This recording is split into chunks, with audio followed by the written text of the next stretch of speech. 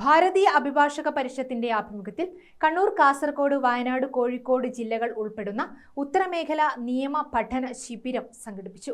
ഹൈക്കോടതി judge doctor Kausar Edappagath ഉദ്ഘാടനം ചെയ്തു. കണ്ണൂർ മഹാത്മാ മന്ദിരത്തിൽ നടന്ന പരിപാടിയിൽ ജില്ലാ പ്രസിഡന്റ് അഡ്വക്കേറ്റ് MK രഞ്ജിത്ത് അധ്യക്ഷനായി.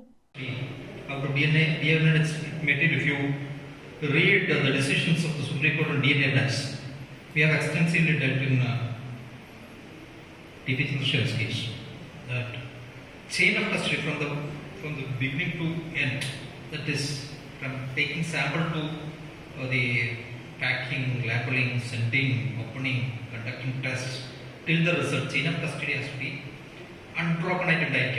It's all judgment law so far, but now it has become the written law in the new evidence act, and scope of secondary evidence has been widened in section 58.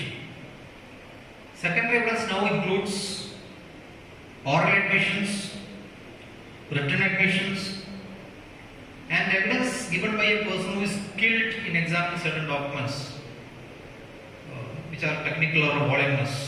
Even secondary evidence is admissible, and voluminous which cannot be conveniently be brought to the court.